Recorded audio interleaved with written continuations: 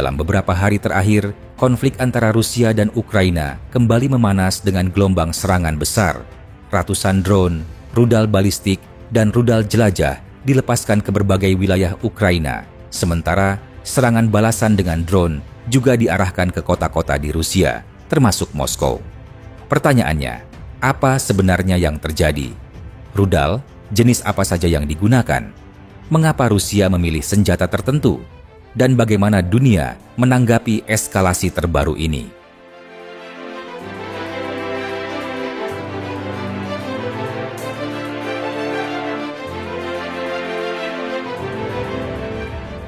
Pada tanggal 23 September 2025, Rusia meluncurkan salah satu serangan terbesar dalam beberapa bulan terakhir.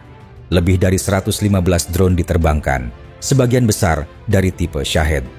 3 rudal balistik jarak pendek juga diluncurkan bersamaan. Ukraina mengklaim berhasil menghancurkan 103 drone dengan sistem pertahanan udaranya. Namun, tidak semua ancaman bisa dicegah. Beberapa rudal dan drone mencapai target, menghantam infrastruktur sipil, dan menewaskan sedikitnya 7 orang, serta melukai 27 lainnya di berbagai wilayah. Wilayah Odessa, Zaporizhia, Dnipropetrovsk, Donetsk, Kharkiv, hingga Kherson menjadi sasaran. Rumah, gudang logistik, hingga fasilitas energi rusak akibat serangan. Sebagai balasan, Ukraina mengirimkan puluhan drone jarak jauh ke wilayah Rusia. Moskow menyebut berhasil menembak jatuh 69 drone Ukraina, meski beberapa di antaranya tetap menghantam fasilitas energi dan logistik di Rusia bagian barat. Eskalasi ini menunjukkan bahwa perang telah berkembang menjadi duel antara sistem pertahanan udara dan serangan jarak jauh tanpa awak maupun rudal.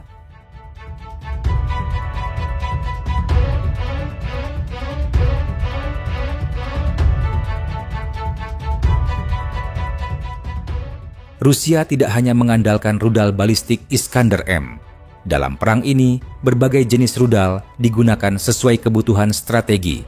KH-101 dan KH-55, rudal jelajah jarak jauh, ditembakkan dari bomber strategis Tu-95 dan Tu-160.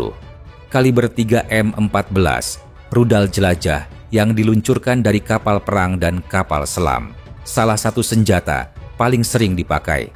Kh-22, rudal supersonik dengan daya ledak sangat besar, sulit dicegat oleh sistem pertahanan udara konvensional. Onyx P-800, rudal anti kapal yang kadang digunakan untuk target darat. Zircon 3M22, rudal hipersonik generasi baru, kecepatannya berlipat ganda dari kecepatan suara. KN-23, rudal balistik jarak pendek yang diduga berasal dari kolaborasi dengan Korea Utara. KH-59 dan KAA-69, rudal udara ke permukaan presisi untuk target yang lebih spesifik. Dengan kombinasi ini, Rusia dapat menyerang dari berbagai arah, laut, udara, dan darat. Tujuannya adalah menciptakan tekanan terus-menerus serta membuat sistem pertahanan Ukraina kesulitan membedakan ancaman utama.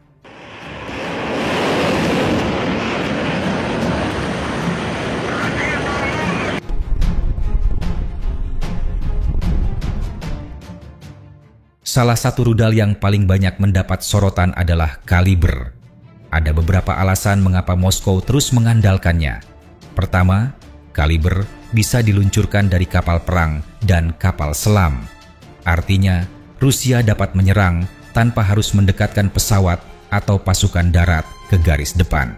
Ini memberi fleksibilitas strategis sekaligus keamanan tambahan.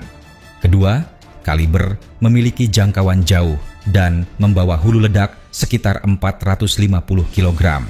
Cukup untuk melumpuhkan infrastruktur vital seperti gudang logistik, jaringan energi, atau pelabuhan. Ketiga, kaliber sering digunakan bersamaan dengan drone Shahed dan rudal lain. Tujuannya adalah membanjiri sistem pertahanan udara Ukraina, sehingga sebagian rudal bisa menembus meski sebagian besar berhasil dicegat. Namun, ada hambatan. Produksi kaliber tidak mudah, terutama di tengah sanksi internasional. Rusia juga menghadapi tantangan logistik dalam memelihara kapal peluncurnya. Seiring meningkatnya efektivitas pertahanan udara Ukraina, serangan kaliber kadang berkurang intensitasnya dibanding awal perang.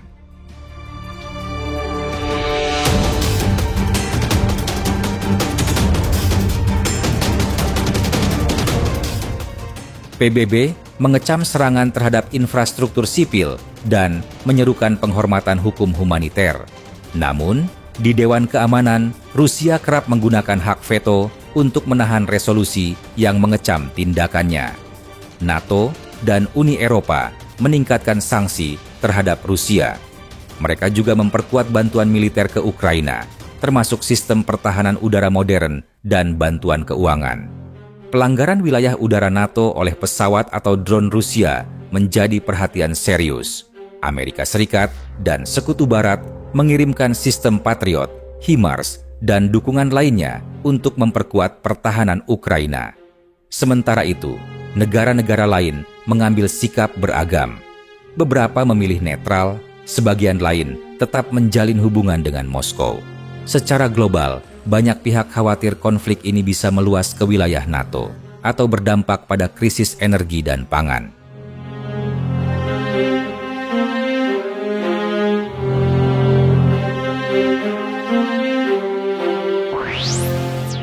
Eskalasi terbaru menunjukkan bahwa perang telah berubah menjadi perang jarak jauh.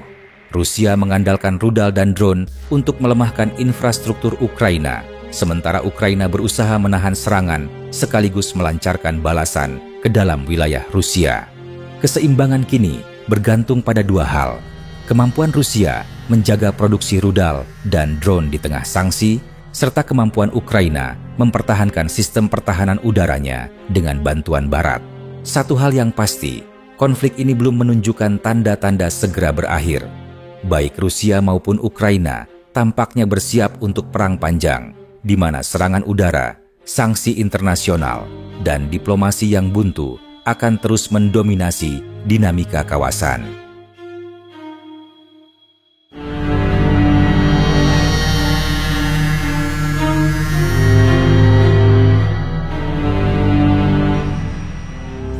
Video ini dibuat untuk tujuan edukatif dan analisis semata. Kami tidak memihak pada pihak manapun, tidak mempromosikan kekerasan, dan tidak mendukung perang dalam bentuk apapun. Semua informasi yang disajikan bersumber dari laporan terbuka dan analisis geopolitik yang tersedia untuk publik. Tujuan kami adalah memberikan pemahaman yang seimbang tentang situasi global agar masyarakat dapat berpikir kritis dan bijak. Perdamaian, dialog, dan diplomasi adalah jalan terbaik untuk menyelesaikan konflik.